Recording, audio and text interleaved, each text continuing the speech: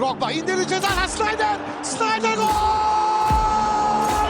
Allah'ım gol!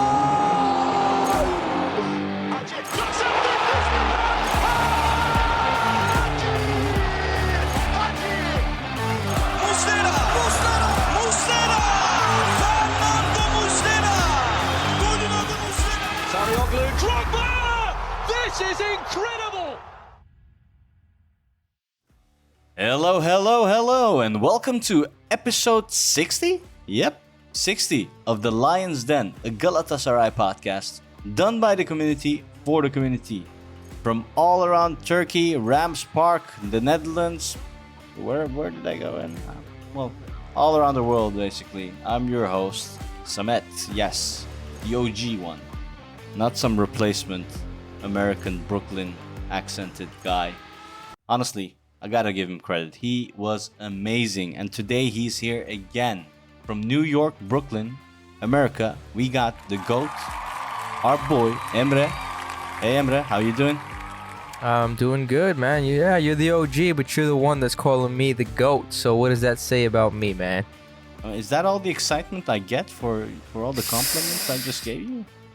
Look, you Or gave me is it compliments, because but you you're kind of gave me a compliment, kind of like shit on me a little bit after over there too, you know, because I'm American. Yeah. No, but look, I'm happy to have you back, Summit. Welcome back. Did you enjoy your trip? Thank you, man. Thank you. Yeah. A lot of things happened, man. A lot of things happened. I mean, we'll talk about it, but we got our boy, our objective boy, my nemesis. Fenerbahçeli Yasin, how you doing? I'm doing good, man. I had to do it. That's fine. That's why I'm here today. Actually, I was not supposed to come. It's work hours. I'm supposed to be working right now. It's 3 p.m. on a weekday. I said I'm not gonna come. I got work to do. Someone asked me to come, and I basically my man made his return. I had to be there for it because what's Summit without Yasin? What's Yasin without Samet? So I had to be here for it. Exactly. But balance. Yin and yang. Forget me though. I mean, I'd rather hear from our other boy that's here today, who is also returning from a little bit of a hiatus. How about you introduce him, bro? I mean, do I need to? The GOAT, the man himself, the coach of Canada, Mr. John, my boy. I mean, I've seen John a lot actually over this summer, which is funny. You think he's in Toronto normally, but how you doing, John? Yeah, I'm doing well, man. It's been, I don't know how many months. I guess it's been 3 months since I last been on. Mm-hmm. Had some time to spend in Turkey with you for some of it, like you mentioned. But yeah, happy to be back, and we're kicking the season off here. So happy to hear from you guys, and I'm ready to go, re-energized, started myself, you can say. So, John, you know what's funny? You know what's funny, John? You said I had to spend it with Summit as if you had no choice. No, listen. We had some pretty good times over there, man. We had like Izmir I don't even was know on what to fire, call. Bro. Yeah, Izmir bro. We had like fire. a celebration in the streets in Izmir when we won. Like when we beat Ankaragücü, we were confirmed for champions. That was like, that's for a whole other podcast talking about that. And then we had the derby, the Fener derby, and the celebration. Enough. We went to Istanbul after that. Yeah. So probably we could do a whole podcast just based on those experiences. But no, I didn't have to spend it with him. Let's just get that clear. All right. I did it voluntarily, and it was a good time, man. Thank you. I mean, what will the listeners think about me? You guys making me look bad, man. Yeah, they're gonna think that you blackmailed me or something to hang out with you. Yeah. You know, I call myself strict, but justice with justice. Anyway, but yeah, no. Today I actually came from Halısaha, bro. 5-a-side. I broke my finger. No, I don't think I broke it, but I can't move my middle finger, so like automatically always in fuck mode. You jammed it probably. Like you can't move it? Nope. It's it's probably jammed. I see. Yeah. No, I don't know if you guys play 5-a-side at all. Yeah. Those are goalkeeper problems, man. Goalkeeper? What? Goalkeeper? I'm a goalkeeper. Call me. Yeah, goalkeeper problems when you jam your finger like that, bro. Oh yeah, of course. How else, right? Yeah. That Yeah. makes sense. Yeah, bro. Yeah, exactly, man. Exactly. Some probably thought you called him goat keeper. Yeah, of course. Do you play five-a-side, Chan? Not anymore, man. We used to do like men's leagues and stuff here, but people here, they don't want to play. They just want to get drunk and start fighting at the game and all kinds of this. Can't you join craziness. your local Indians? Yeah. Well, there's some cricket leagues over here. Those are popping off. Let me tell you, bro. Those go hard. How's the fans of cricket? Yeah, that's not my thing. So I'll just be a bystander for that one. I know you live in like Goulash Street or something like that, right? Yeah. Summit, I can relate though. What about I you? play 7-a-side, and sometimes I play. 7-a-side. Yeah, I play goalie sometimes though. Like the days where I'm old, so my knees. When your belly is less. My belly's too big, my knees hurt, and all that. I play goalie sometimes, and there have been times where I've jammed my finger because, as you just stated, it's a goalie problem, right? I used to wear gloves that had finger savers to avoid that trouble, but after that I bought a green Muslera jersey, and I thought, what better next thing to do than buy green gloves that match my Muslera jersey. So the green gloves that matched the Muslera jersey didn't have finger savers. I've always preferred finger savers, but I said, fuck it, like I want to match my goalie jersey. So I bought those gloves, and then the very next game, the first game that I used the new gloves, I jammed my finger because I didn't have finger savers. But it is what it is. It's worth it, man. It looks so nice. Like it's literally the exact same color as the jersey from last year. So it's fun. What a problem, man. It buys 100 professional jerseys for $100-$200, but can't even buy a mic. Glad. Yeah, I actually need to get on that. I keep forgetting. Yeah, sure. Forgetting. Mm-hmm. Anyway, Emre, shall we? I've heard you guys speak a lot in 2 hours. Last podcast, which was great, by the way. I love listening to you guys. You guys are awesome. I should shout out you guys as well more often. I know I'm being harsh, but love you guys. Any Thank news you. After that podcast that we got? Actually, I mean. Well, yeah, obviously. I mean, look, the biggest news, as we all know, is we chullumed Fenerbahce and we got Zaha. How do you say chulum in English? I don't really know if there's a word for it, Yasin or John. If you guys happen to know, what is it? I mean, Scammed? No, not Transfer scammed. No. chulum, it's bro. just There's steal or like theft. a- Like that's it, really. Like, Yeah. it I don't doesn't know. sound the That's same. more like stealing. No, but Yeah. no, I don't think there's like a specific word for that, at least that I can think of. Let me see. Google Translate. Maybe it'll tell me something. But yeah, no, we got Zaha, boys. Were any of you expecting that? Because I absolutely was not expecting to get Zaha, bro, at all. On my side, Emre, no, not at all. Because I was hearing it, Zaha, Fenerbahce. All right, we're not really doing anything about it. Seemed like, but I understand that actually it was us initially that was going for Zaha, but then Fenerbahce came in, and we said, you know what? We don't do that stuff anymore. You want to speak to Fenerbahce? You speak to Fenerbahce. My name is Erden Timur. And then you know what he does: pulls his dig out, puts it on the table, and then leaves. And As he after- drags it along the floor. Yeah, exactly. And after a while, I don't know what happened with Fenerbahce. I guess Zaha just realized this is the end of my life if I go there, and then started speaking to Gala again.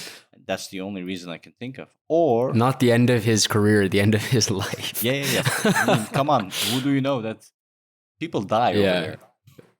Facts, bro. Yeah, exactly. But that's what I understand. So did you expect that to happen? That was such a transfer challenge. Bro, I don't even know, like, I still don't know what to say about that. I've never seen a transfer that was announced in such a, like, boss way.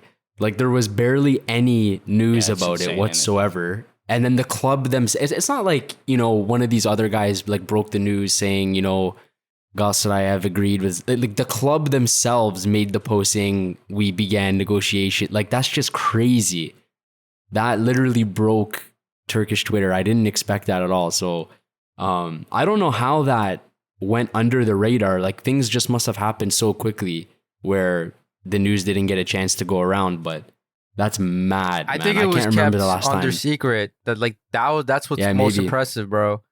Yeah, which I don't know how they kept it a secret. It seems like everything seems to leak sooner or later. So I don't know if they just managed to keep it a secret or things just happened so quickly. You know, I don't know. Burhan Can Terzi, I think he mentioned, like he tweeted a few times a few weeks ago that something is coming. Like it's gonna be bigger than Mehmet Topuz Çalım. Or stock, Yeah, Stoke. Oh yeah. right? Yeah, So right. Oh god. Yeah. Indeed. Yeah, and You guys know Zaha though? before we Yeah. talk about Zaha, I think another part that makes this whole secretive transfer announcement so special is I think just the week or two before that, Fenerbahce did something very similar to Beşiktaş with the whole Tadic transfer, right, guys? Like Beşiktaş were very interested in Tadic for weeks.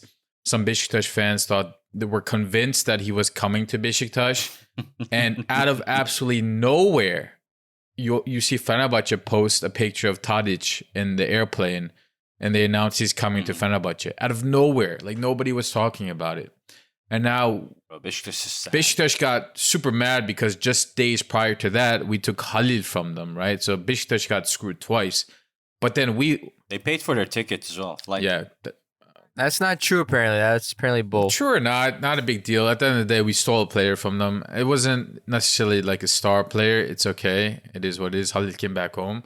But the fact that we did the exact same thing that Fenerbahce fans are laughing about doing to Beşiktaş, we did it on an amplified level because Fenerbahce were interested in this guy for what, 2-3 months? Ali Koç brought his agent to Istanbul. He showed them around Istanbul, the stadiums, you know, this is our team, this is the league. He did half the job for us. Thank you very much, Mr. Ali Koç. And then Adem Tumur came in and said, look, everything that Ali Koç just told you, now think about it 10 times. We're 10 times a club. We have 10 times of fans. We have 10 times of history. And guess what? Your player Zaha can now play in the Champions League, hopefully, if he joins us. And bam, done. Pen to paper, sealed, signature approved. Like he's with us. And everybody's talking about it. The English are talking about it. The non-English are talking about it. Biggest transfer Çalım in 100 years. So yeah, man, it's great to see. As if that was not enough, by the way. When that happened, Fenerbahce fans started focusing on Icardi not coming. Oh, we'll get Icardi or something like that. And like no breather, bro. Immediately, Faruk Remzioğlu comes in and says, "Here we go, Icardi, 3-year deal." Bro, like they truly are living on another planet, bro. Like we've reached a point now where I truly don't know what to say about them. Like it's almost sad. Well, not almost. It's very sad, but yeah, it's so pathetic on so many different levels, man. Like, and I truly believe we could do that. What we did with Zaha, I truly believe we could do with any transfer that they're making. Like, I doubt that any player would be willing to sign with Fener and then we stepped in and they would deny us and go with Fener. Like, unless they were paying the player an obscene amount, there's just nothing they can offer. Fener can offer top players. Like, it doesn't make any sense to go there. You know, Fener offered more money than us. To be fair, we offered less. Yeah. And now that with Icardi practically being confirmed by Fabrizio Romano, now you know what they're saying is that he is chronically injured. Like he has a lot of injuries. Yeah, that's right. And then he's, you bought a chronically sakat player, chronically injured player, as if you guys weren't chasing him for 2 months. Yeah. So you guys didn't know that. Yeah. Right? You guys weren't making edits about his goals for fucking 3 months. And Exactly. It's hilarious, dude, honestly. Yeah, that was nice. Like, I didn't need to look into stuff. It's like the Febe fans already did everything for us, right? So yeah, that was amazing. That's so crazy. So you know what we paid, right? Officially, the cup came out and said it's a 3-year contract. He's a free agent from Crystal Palace, right? He gets 2.33 million euros signature fee, and his yearly salary is going to be 4.35 million euros. That's the official statement. I've seen also some other unofficial points. I don't know how much you know about that. What I've heard is that what you see that was revealed by Galatasaray is what Galatasaray is paying him from our end. But what I've heard is that there's going to be sponsors, Rams, NAF, and a few others maybe. But regardless, he's going to get another portion of cash from them, and we're also getting money for image rights for Zaha. So eventually, more information will probably come out, maybe from Erden Timur's side, explaining the whole process. But right now, we're like, what we're paying him is just on our side. He's going to get more from what you see on Cup, for example. Yeah. Do you know the details? Exactly, no. But apparently, yearly salary is about 5.5 to 6. Could be more, could be less. What I'm seeing, I'm not sure if like every source is the same, but one of exactly, there's too many, bro. I can't. But like the more common one I'm seeing is he's basically getting paid 23 million over 3 years. 15 and a half of that, or roughly, is from Galatasaray. Another half of that, 7.5 ish, is from sponsors. They're saying he's actually going to get paid about 6.6 million a year, which still, to Emre's point, less than what Fenerbahce was offering, and what English journalists have all come to agree on is less than what Crystal Palace offered as well. And then add to that the Saudis, they definitely offered more. I think that includes a signing fee as well, which is significantly more than what we offered, which goes to show, guys, that Zaha didn't just come to Galatasaray for money. If he wanted to go somewhere for money, he would have gone somewhere where he got paid more. The difference between what Galatasaray offered and what all the others offered is not what's seen on paper. It's what's to come when he comes to Galatasaray, and that's playing in Europe, right? Fenerbahce might play in Europe, but is it going to be Europa League? Is it going to be Conference League? Not sure. He's also here to win trophies. If he stays in Crystal Palace, he's not winning a trophy. If he goes to Saudi Arabia, if he wins a trophy, who cares, right? Like, nobody's paying attention to that. If he goes to Fenerbahce, is he going to win a trophy? Less likely than if he stays if he comes to Galatasaray. So he's here to win. He's 30 years old. He's not here to retire like some other 37-year-olds that went to Fenerbahce this year. But yeah, man. At the end of the day, guys, like, correct me if I'm wrong, but like, there's a lot of trust in Erden Timur, right?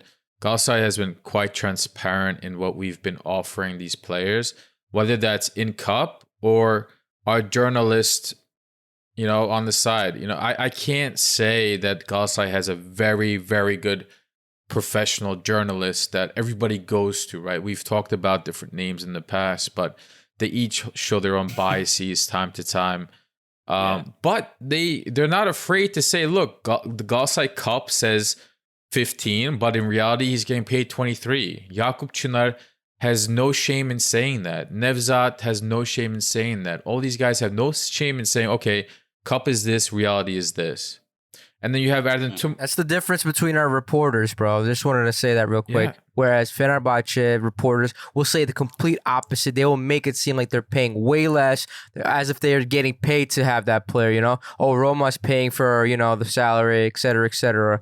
Exactly. No, we are very front with what we have, right? So this is what I like about our journalism in Galatasaray. There's also this transfer. Also, like, it had a bigger impact than just transferring Zaha. I mean,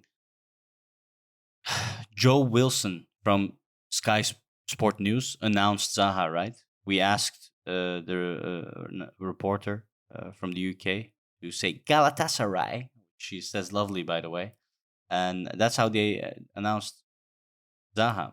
And then you have Dean Saunders, Jamie O'Hara, ESPN. There's so many news outlets discussing this and saying, why Galatasaray? Of course, Dean Saunders replies, yeah, because it's a massive club, mate. So it's been global, and it's just amazing to see the level where we're supposed to be again in Europe, in the spotlights, and that's just where we belong, you know. That's how it should be. I feel like we got that back a bit with Unal Aysal, and it's been a while since we haven't had that again. Which I'm quite enjoying. Yeah. No, it's gonna be. It is huge, especially that whole Sky Sports thing was actually so random. Even the commentator was like, I was not expecting to do that. It's like it was so random. But you know what, dude? We're doing some massive PR right now. Even on Twitter, our people are going and collaborating with foreign people, like foreign I hate that accounts stuff, man. that has like 600.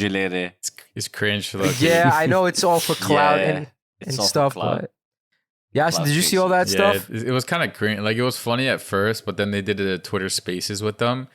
And the questions that they were asking were so bad. And in the beginning, they start conversations, and they're like, "Wait a second, we don't have a translator. Everybody, like, we need a translator. Somebody get a translator." And then I tagged Samet. I'm like, "Bro, this is your moment to shine. Get on the Lions Den Twitter. Get in the Spaces. Like, this is like the Lions Den is the perfect account to kind of bridge the gap between Turkish Twitter and English Twitter, because I think we're the only one that actually does a good job with it on the English side. But we missed that opportunity. They finally did bring somebody, but the entire conversation was just so awkward. Bro, go ahead. No, I'm sure you and I were just about to say the same thing. Like, dude, it was actually really hard to listen to. And like, just the combination of questions they were asking the kid and just how things were being translated, it was so awkward. Like the kid we're talking about, he has CFC in his name with like a picture of João Felix in a Chelsea shirt. And they're asking like, which club do you support? You support Chelsea, right? I was about to say. He's like, yeah, Where are you from? He's like, yeah, I support Chelsea. And then they're like, you remember when Chelsea played Galatasaray in the Champions League, right? He's like, yeah, I remember. It's like, how are you meant to have a conversation? Like, the questions you're asking are so cringy, man. I was going to do the translation, but I'm kind of self-conscious about my English to Turkish. I'm not so bad with Turkish to English because I know like how to substitute a little bit of words, but like English to Turkish was like, nah, man. Same. I don't know. Maybe. No, bro, it was really like I had to stop listening. Like, it's not the Chelsea guy's fault. It was like awkward, him, bro. It's the Turkish, like he's not used to it, right? He's just like a dude that knows the language somewhat. Exactly. It's the way that the Turks made it just so freaking weird. But I'm sure you were gonna say the same thing. Exact same thing with the whole Chelsea profile pic and everything. Oh, what team do you support? Like, bro, we know. Yeah. Yeah. I missed my opportunity right there, which brings me to another point, boys. The English Galatasaray page on Twitter unfollowed us for some reason, and that saddens me. And I'm gonna, I know you're listening, Mete, so come on, hit that follow back, man. Come on, man. You know, bro, I didn't know that. My life when I found out. Yeah, I didn't know that. That's really Come on, Mete. sad. Come on. I love you, man. Damn, bro. We love you, admin. Anyway. We have to win him back somehow, bro. Anyways. Yeah, should be fine. Be fine. We'll think of something, bro. Hey, any other news, boys? Well, Bakambu, right? Not that I can think of. We didn't speak about Bakambu, so there's that. Yeah, ridiculous, isn't it? Bakambu. As a backup striker, can you imagine that? We briefly touched on it last week, so it's not completely new news. You know, it wasn't like out of nowhere like Zaha. But I really, truly think that Bakambu is a very good alternative striker option for us. You know, if you guys think about it, you can't have a class striker sit on the bench behind Icardi. It's not going to happen. Like, there's going to be problems. Icardi is a guy that can actually play 90 minutes a game the entire season, barring any injuries or suspensions. There's never going to be a time where you can go to Icardi and say, Icardi, you're sitting the bench next game. I think, this other guy, Samet, is a better striker than you for this game. Just sit the bench. Like, you can't do that to Icardi. You can't do that to a player that you're paying 10 million a year. Like, it doesn't make sense. There's an imbalance of wage structure in that department. If you had a 5 million euro player as a striker and then another 3 million on the bench, then you can be like, okay, look, sometimes you, sometimes him, sometimes him, sometimes you. But you can't do that with Icardi and another player. It just doesn't work out that way. Meanwhile, you remember Bakambu from Bursaspor? Of course, man. That's why I'm excited about it. I know it's been a long time, but the guy was here one season and he tore the league apart. He did a great job for with Sercan Yıldırım and who did they have? Like that Bursaspor was killer. Şenol Güneş, bro. I mean, as much as we don't like to compare Şenol Güneş to Fatih Terim, which is an accurate thing to do. You can't really compare them. Fatih Terim is on another level. But Şenol Güneş has a way with strikers, and I think Bakambu shined in that way. And you know who else, as a coach, has a way with strikers? Okan Buruk. So I totally expect Bakambu to shine under. He might not be, he might not have the same athletic abilities that he did 5-6 years ago, but he was the leading goal scorer, I believe, in the Greek league last year. And people who do well in the Greek league, that translates to the Turkish league as well. And now he's our bench player. Yeah. Last year, our bench player was Gomis, who's 37 years old, who very clearly is physically not the man he used to be. Now we have a Bakambu who's 6 years younger than Gomis. Mm-hmm. Yeah, 2-year contract, 700K transfer fee to Al Nassr, which he recently went to. I guess he didn't like Saudi Arabia. And a 1.5 million yearly salary is the official club statement. So I think that's a bargain for a backup striker. It's great. Of his caliber, yeah, dude. Exactly. Of his caliber, yeah. I love it. I love it. And you can see how important that transfer is after watching today's game. Like you can see he would have been massive today, man. He would have really made all the difference. Yeah. Hey, I don't know if you spoke about this, but Bartu Elmas that went to Fenerbahce. Did I don't think I recall you speaking about this last episode. Yeah, because no one cares about Bartu Elmas. Sorry. True. So let's just skip it, right? Yeah. I don't have time to speak about losers. Yeah. Who else left? Matthias Ross. He went to the Dutch league and AC Nijmegen in the Eredivisie. We're getting 250K for him. I hope they let him play. Yeah, 22-year-old loan. That's good. Go ahead and play some time. Okan Kojuk went to Samsunspor on a free transfer. That's interesting. Emre Taşdemir as well to Pendikspor on a free transfer. That's interesting. Those two. Thailand also went to Samsunspor today, actually. So. Yeah, on loan. So we are sending a lot of Turks in this Turkish quota league away, which is interesting. I guess they're not at the level we want. Come on, what am I saying? Of course they're not at the level we want. At least Okan Kojuk, I don't know, man. I have a feeling we're going for Uğurcan, and that's why we sent Okan away. What do you guys think about that? Uğurcan is tough, man. I would like to have him. Mm-hmm. But there's another, like, I like history, and like history repeats itself. There's a pattern, and the pattern says Galatasaray does well with foreign keepers than they do with Turkish. Because I don't recall a good keeper for Galatasaray that was ever Turkish. So there's one side of me that wants Uğurcan because of the damn foreign limit, and then there's one side that does not want him because, well, we've always been good with foreign keepers. I don't know. But Uğurcan would be nice, and he wants to come here. He constantly talks about Galatasaray. One of his interviews, he's like, "Oh, my club will decide if I go to Galatasaray or Avrupa." Right? He mentioned just those two, no one else in particular. Yeah, I've seen those as well, and that's true. I think Uğurcan would be really good. I mean, there's no need to talk too much about it until something kind of really picks up. But Uğurcan is respected by Muslera. Muslera is respected by Uğurcan. The two are buddy every time they see each other on social media, etc., etc. And when you bring a goalie to compete with Muslera and potentially take away Muslera's minutes, it's going to be a lot easier when Muslera respects that goalie. Now, we're actually rumored with Günay Güvenç, who was at Gaziantep last season. Some people are saying that deal is done, that Günay is actually going to be the backup goalie to Muslera as of now. Yasin and names. Zahi. That one's going to be a little bit tougher. We're rumored with a lot of very good foreign players for the outfield. You know, apart from goalie. So it looks like Muslera might see some of his minutes in the Super League diminish. And that will most likely be to Günay. I'm not sure how Muslera will handle that. He's a club legend. He respects Okan Buruk.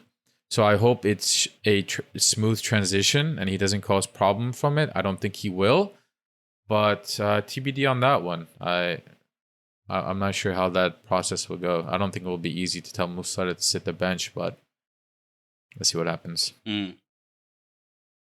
Yeah, it'll be interesting. And yeah, speaking of Turkish players, Kerem Demirbay is also rumored to come from Leverkusen. So it's going to be interesting stuff what we see in the upcoming transfer period. Yeah.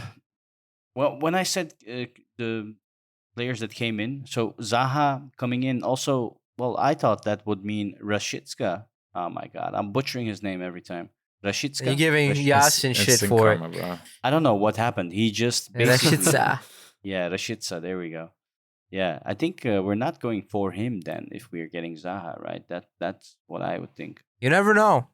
Because Rashidsa is also a very versatile player as well. And you're going to be playing on like 3 different fronts. Mm-hmm. And Rashidsa is not opposed to being a bench player either. So you never know. Yeah. And one thing I wanted to mention as well on players coming in from U19, Can Erdoğan. He's a good winger alternative as well. Very young, lots of prospect, and he follows us on Twitter. So that's random. Yeah, exactly. But yeah, lots of things as well on the youngsters that are training with the A team. So it's gonna be interesting to see what we get this season in terms of that. Yeah. Any other things you wanna go ahead? Yeah. Emre's messing with me. He's saying, "Let's skip the news." That's what we agreed, and we are now half hour in on the news.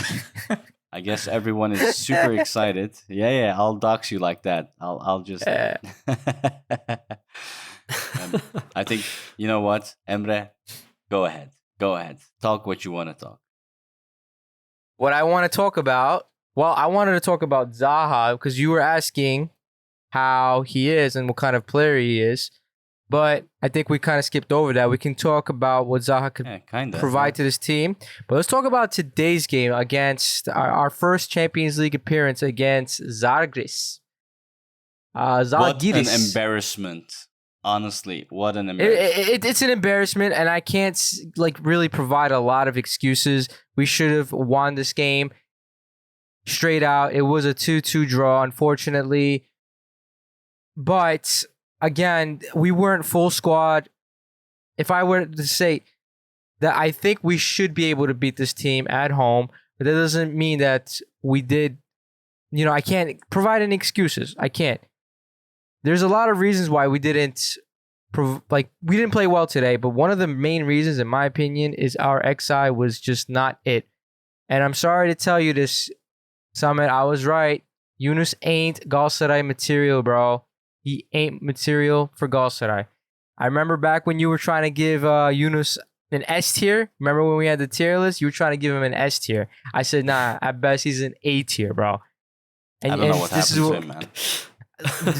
Dude, I'm telling you, the pressure that Galatasaray brings to players is a big difference. John, you know more than this. Galatasaray happened to him, bro. That's what it comes down to, really. And I mentioned to a couple of the guys before the match as well. I've truly lost all faith in Yunus.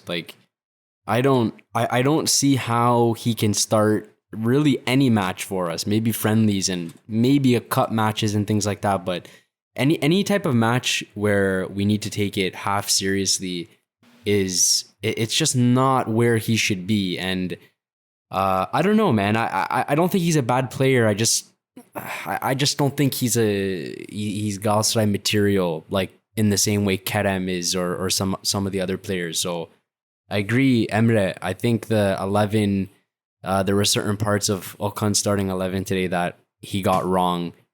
But I guess we'll go into that a little later. But just on Yunus, I'm sad to see how he's progressed negatively, but I think it's time for him to go. Yeah, 100%. I agree with that statement. I don't know.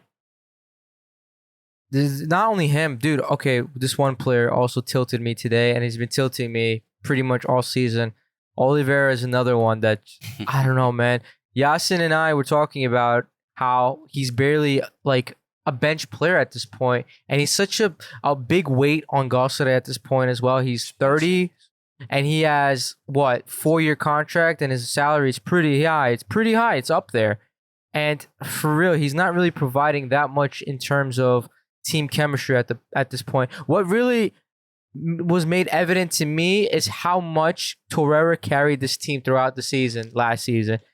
Like the amount of defensive work that Torreira put is mind-boggling now that I see Oliveira with everyone else, with Mitchell or with Berkan, with Mertens on the field.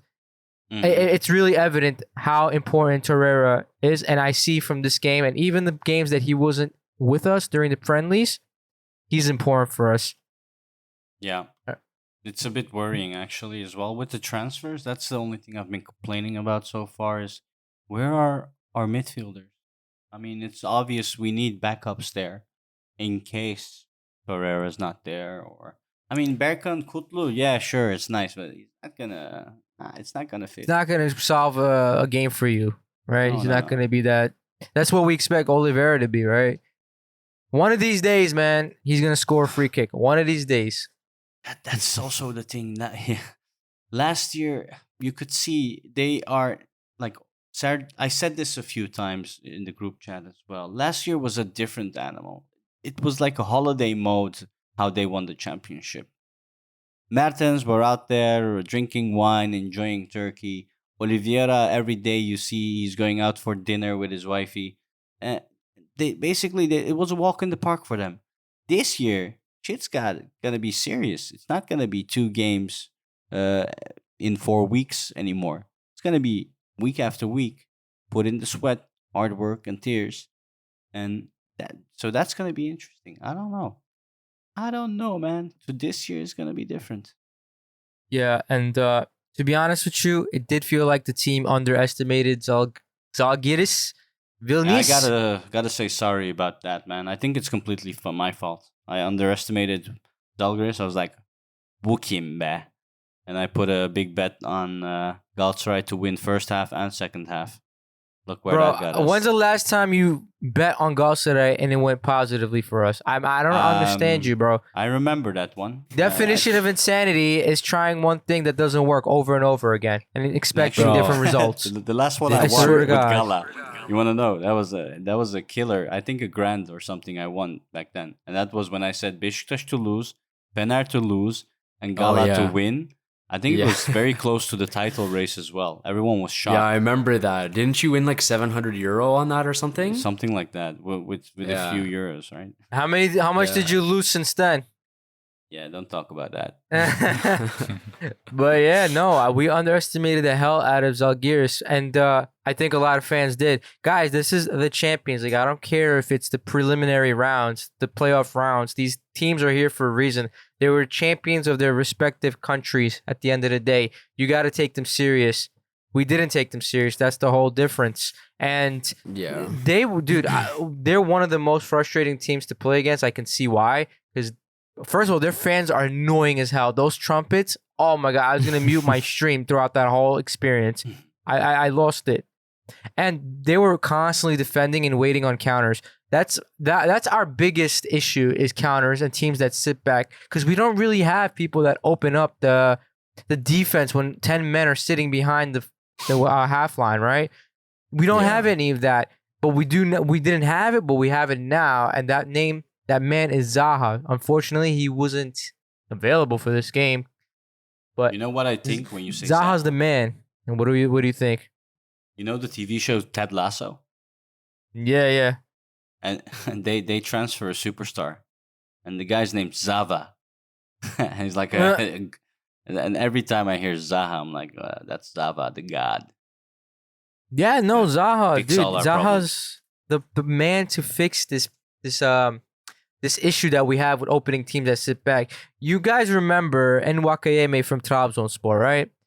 How many games did that man solve for Trabzonspor on his own? Because the amount of expertise in dribbling he has, taking on players one-on-one, 1v2, and providing some score to open up the game was insane. And after he left, you saw the downfall of Trabzonspor. Yes, like a whole team shouldn't rely on one player, but that one player can give you options when you're out of all options. And that's what Zaha is going to provide us. And that's what we were missing today. And that's what I was expecting from Yunus. Because Yunus also has the capability to take on players one-on-one, dribble in and out of the box. But he just doesn't have that end product. And that's what we were missing today, the end product. So how did the game go today? What did Okan do to fix the game? Like the first goal, how did that come? Was it a fault? From who? It was a momentary lapse on Nelson's part, and the guy that he was marking got free, and then he just went up to Muslera and just curved the ball in. That's it. Otherwise, they didn't really have that many chances. Yeah, you know, like I was a little bit surprised because I think it was obvious how this team was going to play against us. There's a clear difference in quality between the two teams. So, of course, they're just going to set up in a 4-4-2 and just have that block in front of their net, and they're just going to try to counter us all. Like, I could have told you that before the match started. It's very obvious. They would never dream of playing an open match of football against us. They would just get destroyed. They would never do that. So, I'm really surprised at some of the decisions Okan made. Like, I would have never used Bodish in this match. Bodish is really good when you can put him in space and use his speed and aggression. He's not going to be able to do anything when the team is sitting in front of their goal. That was interesting. I probably wouldn't have used Berkan in this match. I would have probably preferred Mitro to play there. He's better going forward. I was just surprised and disappointed we couldn't unlock them. You know, even the way they were playing, I thought we could have done a better job finding these gaps to play in and scoring. But I think we would have had more success if Khalid just started. Of course, if we had Bakambu and Akardi, I'm not even going to talk about Akardi could probably beat these guys on his own. But I was surprised with some of the decisions in the lineup. Yunus as well. I mean, we had Mertens on the bench who we probably should have just used. But I was surprised and a little disappointed. And I think I'm not happy it ended 2-2, but I'm happy we're going into the second leg at home where we just have to win at home. And of course we can do that against these guys. Like, that's no problem. So, there's that at least. Yeah, no chance we're Yasin, going to lose at home. Yeah. Khalid was your boy for a minute. You happy with his performance? I know, like you kind of rated him I mean, before, so it's whereas he's a Samet, cat in his boy. it's tough to really Just like say him. anything about his performance when he came into the game in the 70th minute, when I don't think we had proper possession of the ball. I don't think we were creating proper positions to score either. Our midfield was really lacking. Our front line was just colliding with one another. Everybody was making the same run. Everybody was, in each other's space. It was just a mess. And he had one opportunity. He scored, which was nice. You'd like to see it. It wasn't a spectacular finish or anything like that. But what you need a striker to do is score the opportunities that come his way. He had another half opportunity 10-15 minutes later on a header, I think it was, which he did a terrible job trying to finish. So that didn't look good. But I agree with John that Khalil should have started this game. Bodish needs that space. Okay, Hoca, maybe you thought that there would be more space. Okay, like, benefit of the doubt. You thought one way, it didn't work out. That's why, as a coach, you can make a decision to change the game and make subs any minute of the game. I'm not here saying that Okan should have noticed this going on minute 10 and taken out Bodish and put in Khalid minute 10. No, at halftime, I think a lot of people were on the same page. It doesn't take a genius to see that Khalid should be playing and Bodish should not be playing. No subs were made at halftime. He wasted the 60th minute. And instead of really changing what's going on up top, which where I thought was the biggest trouble. Sure, our midfield wasn't good this game and really lacked the quality and the decision making. We didn't tie, or we didn't win this game because of our attack, not because of our midfield. Sure, Nelson made a mistake. Sure, our midfield wasn't top quality today, but our attack should have finished this game off. We had the chances, not many of them, but we were up there. They allowed us to attack. We just didn't make the right decisions. Everybody was trying too hard today. People were trying to impress today on their own individual levels. They made things more complicated than they should have been. There were times where we had... What do you think of Zaniolo? Like, at least he should have got in there, get one in. Zaniolo, in my opinion, really didn't change of him after today. I've always felt this way about him. He's not really a... he's not disciplined to his role on the wing. He likes to really come in a lot, and Kerem is the same way. Yunus is the same way. Rashica was really our only disciplined true winger last season. Zaniolo likes that space. He actually tried a few nice things today. He wasn't on his A game. I don't think he had a bad performance by any means. He still tried. He had a couple nice moves, a couple nice fakes. He was able to get in the box. But him too. All these guys were very excited to score and win. And I think we underestimated the opponent. And in the process, we lacked discipline. We lacked the discipline to make the simple passes, the easy reads, and score goals. One of them came off the post, but our shots were very lackadaisical. They were on to the goalie. They didn't have a lot of power. They were very wide. We just had to play simple. And you can attribute some of this to the fact that it's our first game of the season, official game. It's the Champions League, where there's a lot of pressure to do well and to get to the group stages. Everybody individually wants to be there, of course, but now there's added pressure from the board and the signings that we're making as well. You don't think Yunus and Kerem and all their teammates today said, okay, wow, we got Zaha coming. Everybody knows Zaha. All these guys that play FIFA in training camp, I'm sure they like to play with Zaha time to time. It's like those NBA players, the rookies that get into the league and they're like, oh my God, I'm playing with LeBron James.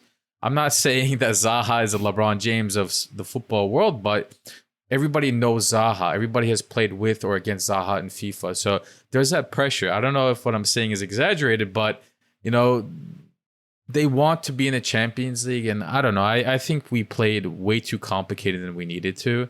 I hope that this is a good wake-up call. I think it will be. And just to move on from this, I don't think anybody talked about Morutan. Have you guys talked about Morutan yet? I was going to ask you, what did you think we're gonna of get Morutan? there. Came in for Zaniolo, right? Yeah, he came from Zaniolo. Or Yunus. I don't remember which one he came on for, but he made It was for Yunus. It was for Yunus. He made an immediate impact. Halil was one of the two guys that I really wanted at halftime. Morutan was the other. Morutan is a very composed player. He's a very skilled player. He knows how to get in and around small spaces. He knows how to find the pass in tight spaces. He has a decent shot. He knows how to spread the field. And he had a very good preseason compared to a lot of the other guys that we've seen. Yunus not performing well today is not a surprise to 90% of fans today, because we saw him last season and we saw him in the many preseason games this season. It's not shocking that he didn't have a good game today. It's really not. And it's not shocking that Morutan played very well in the 30 minutes that he was on the pitch today. So next game, I totally expect him to start, because he changed the game immediately. He changed the flow of the game. Passes were finding our players' feet when he had the ball. Everything was a lot simpler. The other team actually looked like a team that is 10 times lower quality than we are. Up until that point, it was an even game. We were losing at times. That's not the way it should be. If you look at transfer market, which is not something that we should use to make a conclusion on everything, but there's a clear difference in quality between both teams. We didn't show that until maybe 10 minutes, 15 minutes of the game after Morutan came on. That should not be the case. So Okan Buruk has a lot to look back at after today's game. I don't think he should have trouble making the right decision going forward, but it was definitely a mistake on his part, in my opinion, today. I want to just throw out there that Zalgiris hasn't lost at home in 11 games. So their home record right now is pretty good, and they're second place in the league. I know still Lithuania. I know their team is like worth a tenth as ours, but I just want to throw that out there. Mm-hmm. Do you have any other stats for the game of today? Well, I can throw if we're looking for some stats, I can throw some stats. We finished this match with 69% possession, which was expected. Like I mentioned, you know, I could have told you this is how these guys were going to play against us. 8 shots to 5 for us, and 6 corners to 1 for us. And of course, after all of that said, it was a 2-2 result, right? You know, I think sometimes it can be a little tricky when teams play like this, because I think you have to decide, like, do you want to not push as high up the pitch? And, you know, obviously the other team sitting back, you're going to be in their half, controlling the ball, controlling possession and the tempo of the match. But do you want to not push that far up and just try to maintain possession and patience and see if you can find a goal? But then that runs the risk of tying 0-0, or, you know, it might be get too late in the game and then you start stressing for the goal, right?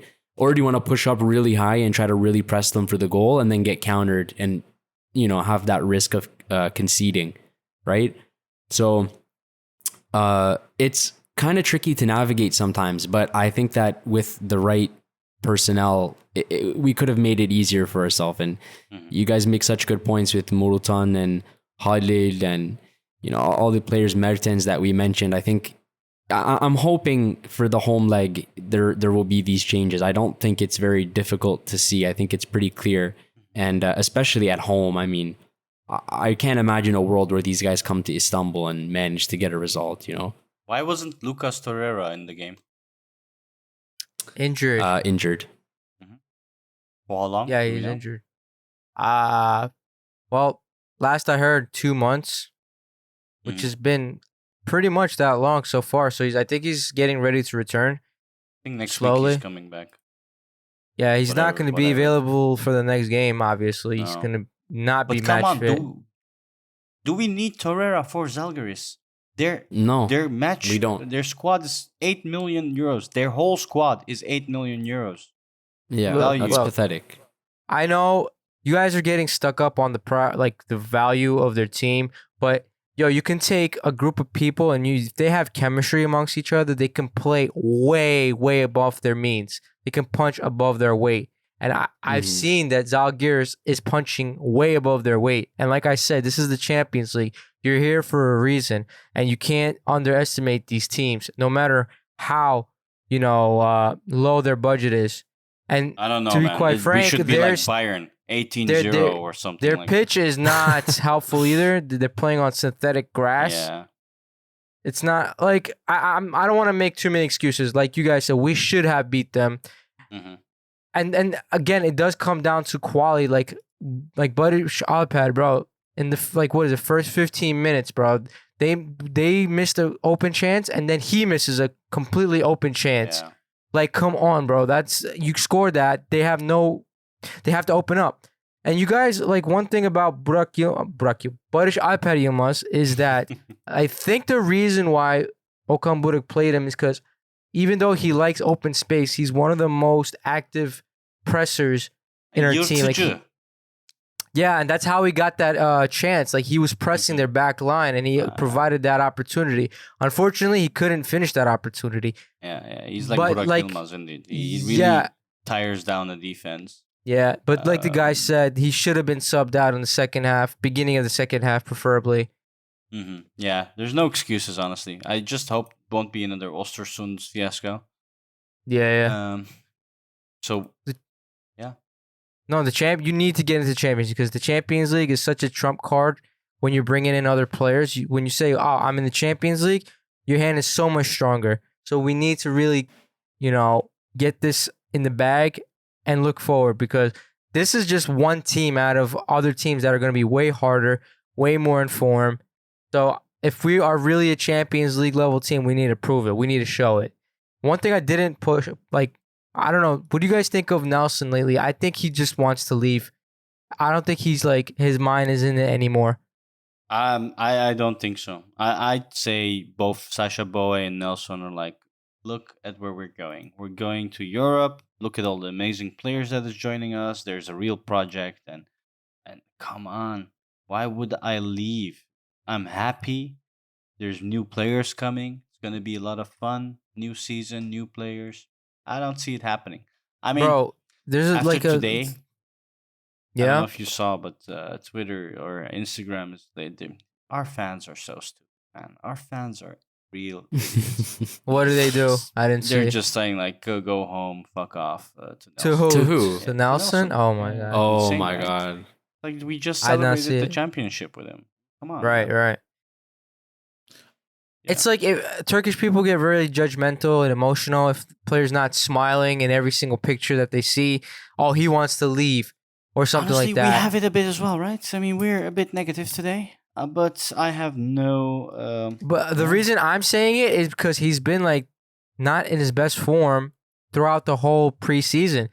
The reason why I'm not saying that about Bowie, because Bowie's literally continuing off where he left off from last season. He's one of the better players today. Him and Apo Kerem. He was good. Kerem was good too. I don't know why people don't rate Kerem. So people shit on Kerem, but I think he was really good today. He provided a lot of options, a lot of space, a lot of versatility. Yeah. Angelino was kind of not where I expected. Well, to be honest. for him, just to quickly butt in, I don't think it's expected that he comes in and is ready to play 90 minutes and he's gonna be the Angelino that we expect immediately. He's playing a left back position with a new center back partner to his right, Abdul Kerem. He's playing with Kerem in front of him, who is not the best helper on the wing. He's probably being asked to be a little bit more careful and disciplined in his defensive responsibilities because of this. And given the fact that he's not known to be the best defender compared to other left backs, he's more of an attacker. So if you consider all this and his fitness is, expected not to be at 100%, it's fine. I'm not surprised. In fact, I thought there were a couple of moments in the game where I was really impressed with him. His ability to make a pass immediately and make the run that you expect an attacking left back to make. I thought a lot of it was very good. Was he consistent all game long? No. Most people might look at the game and say he was average at best, but it's the little moments that I tried to, grab something out of, because, like I said, if you consider everything that I just mentioned before, it's not expected that he has a very good game. I think we'll see a very different Angelino game over the next few weeks throughout the qualifiers, and once he really fits in and understands his role, he's gonna be the beast that we know he is supposed to be. So I wouldn't be too concerned about that. No, I'm just pointing out performances today. Yeah. And yeah, no, if you guys don't have anything else to add, do you guys have expectations for next game? Win. You guys think Bakambu will be playing? So he can be in the team, right? From a UEFA perspective, he is one of the two players that we can register, right? Yeah. Okay. Yeah. Yeah. And the next game is August 2nd, by the way, so not far from now. Yeah. It's next week. It's next Wednesday. Mm-hmm. I expect him to play. We need to pass. I expect him to play, but you never know. After the lineups that we saw today, I won't be surprised if maybe Okan's no, it's okay. We don't need Bakambu right away. He's not quite ready. Halil's been here for an additional week or two compared to Bakambu. Maybe we can just play with him and be fine. I hope that's I hope that's not what we do. I'm not saying he'll do that, but if you in Okan Buruk's defense, sorry, I know he doesn't make the same mistakes twice, so I can guarantee you he's not going to do the same thing he did today. But yeah, go on. He'll also be in pretty deep shit if he doesn't win that next game. I'm just gonna say that. Like, with the amount of money that we've spent, if you can't beat these guys at home, I truly don't know what to tell you. So, I'm not saying to ring the alarms and press the panic button, but you better get this one right, because there's some deep shit if you can't pull this off. So yeah. No, I agree. Even as an Okamburuk fanboy, he needs to pass that game. Well, can't wait for the next game, where we go to the next round of the Champions League and continue our streak. Because I need to make some plannings, man. I need to buy some plane tickets to Turkey. Yeah, man. Do you guys want to make predictions for it, or Is it against Zalgiris? I think we should, man. That's what we did last season. We should. It worked out quite nicely. Okay, all right. Yeah. Look, Bakambu hat-trick, bro. Yo, bro. Yeah. First appearance, hat-trick. Damn. Yeah, that would be mad. So you're saying 3-0? Yeah. That's it? So Bakambu's going to score a hat-trick. Nobody else is going to score a goal? All three. No, it's going to be Kerem with 1 assist. It's going to be Morutan. The third goal, he's going to assist there. And the second assist is it's going to bounce off with the karambol. Okay. Watch it happen next week. Bruh. Yeah, I'm going to refrain.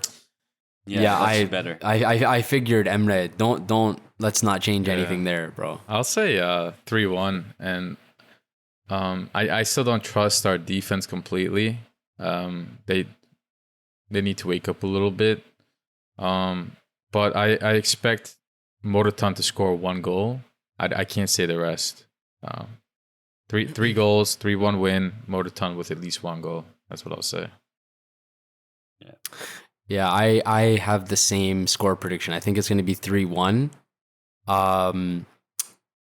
Goals, I have no idea. I really have no idea. I wouldn't be surprised if Abdul Karim scored again, bro.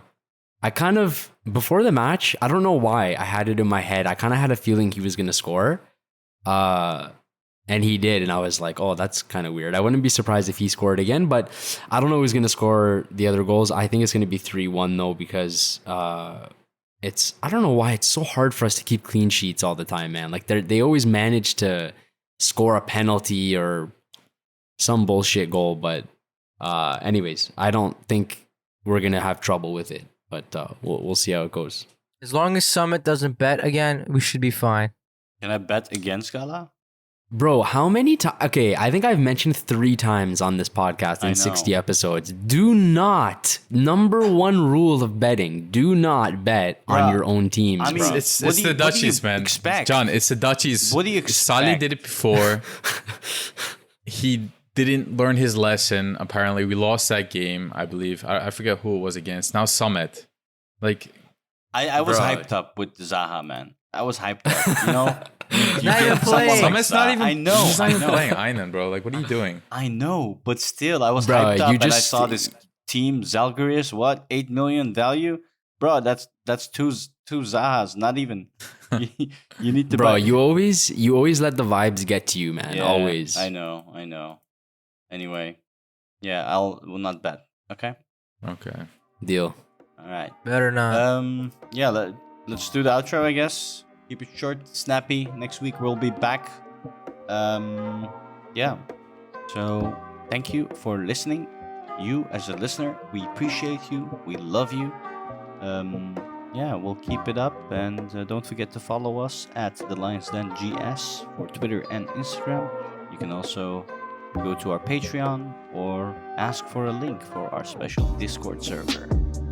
Chat and it's all together a big fun group. So thank you all, and thank you lads.